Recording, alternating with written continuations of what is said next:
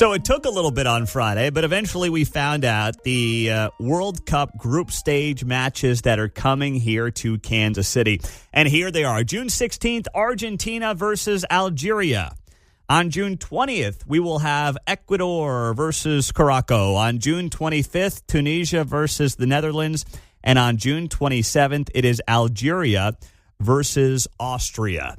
Pam Kramer is the CEO of KC 2026. She was in D.C. on Friday when these selections were announced. All right, Pam, on a scale of 1 to 10, how pleased are you with these group stage matches for Kansas City?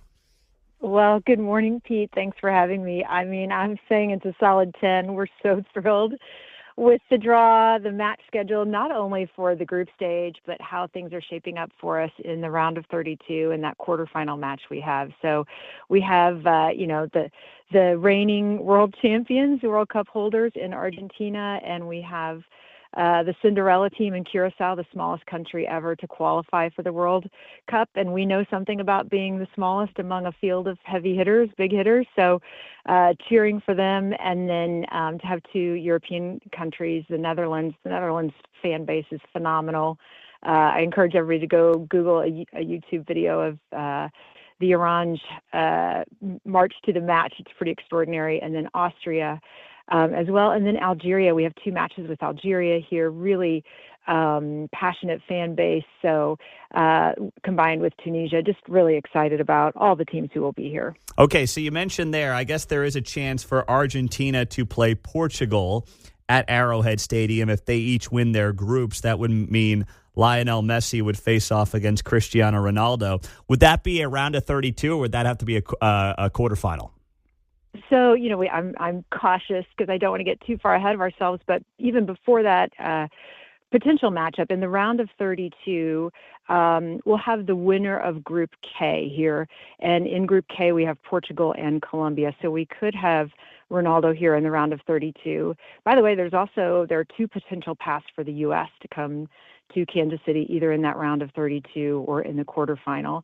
But yes, if both Argentina and Portugal win their group stage matches, or win their groups, that is, and then they win their round of 32, they would meet at Arrowhead in that quarterfinal in what would be just an historic matchup. So the Team USA paths, what does that potentially look like to have a Team USA play here in Kansas City? Yeah, we're a little conflicted on that one, right? Because we want USA to win their group, and in that case, it makes it a little tougher for them to get to Kansas City. But in this World Cup, for the first time ever, typically the top two teams out of every group have advanced. And because it is an expanded field, in some groups, the third place team will advance. So as I mentioned, we have the Group K winner playing here in the round of 32. Group K winner will take on the third place team from one of those other groups that advances, and that could be the United States group. Group D is one of those groups. So that's the first scenario. The second scenario is I think they finish second in their group, and then they win their round of 32 match, and in that case, they would also come to Kansas City for the quarterfinals. So it's a lot of variables, but listen, again, we feel so good about the draw. And we have Ecuador as well. I'm not sure I mentioned them in that opening slate. So two Spanish-speaking countries, Argentina and Ecuador. Ecuador is a country that has been more of a regional player until the last, let's say, 10 or 12 years, and they've really stepped up to take their place among the heavy hitters on the world stage.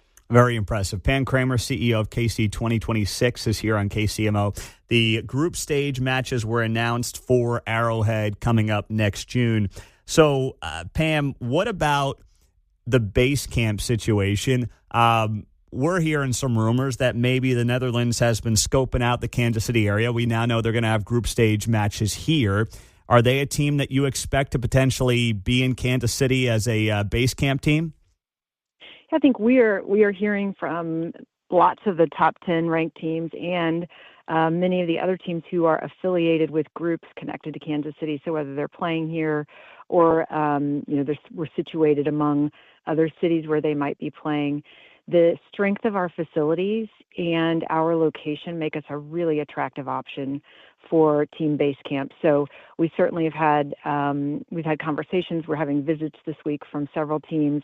Not allowed to say which teams are here, but I would just say that they are names everyone would recognize.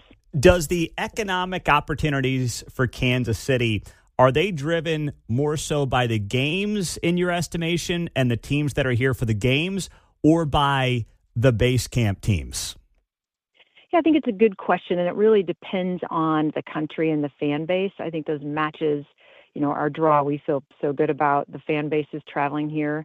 And the base camps is depending on the country, could have major visitor impact as well. So it depends on the country and the size of the fan base. But one of the things that is less evident from an economic impact standpoint is the foreign trade opportunity. And the Netherlands is one of the largest sources of foreign direct investment in the United States. So we're looking at that. We're talking to our economic development partners, certainly the other countries as well. But I think that beyond the matches and beyond the tourism impacts, we have an opportunity to show the global business community who we are and why they should want to invest here, perhaps locate second location here.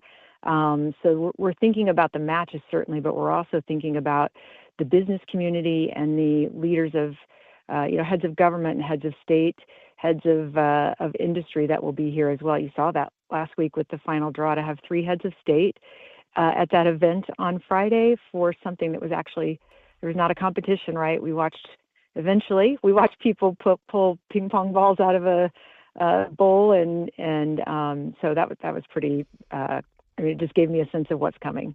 Yeah. So what about when you look at the potential for any issues? It seems like Kansas City's in a good spot. Did you have any conversations with Andrew Giuliani and the other folks who are involved in making sure the World Cup goes off well, especially on a city-by-city basis?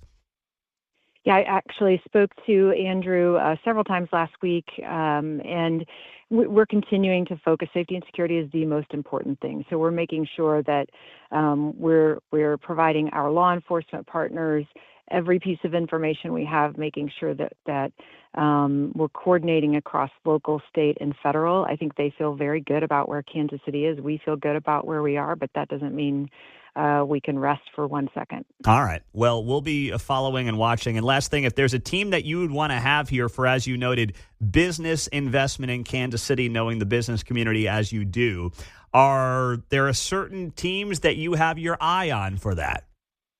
Well, I mean, the Netherlands is pretty terrific, right? I think we also look at the sectors that are strong and emerging in Kansas City. So, animal health, life sciences, architecture, design, engineering, and thinking about not only the countries, but the industries and how we might attract the right people to Kansas City. And our match schedule will allow us to do just that. So feel very good, again, about how we fared in the draw, and really excited about this next phase of preparation. All right. Thank you very much, Pam Kramer. We appreciate the time. Have a great day.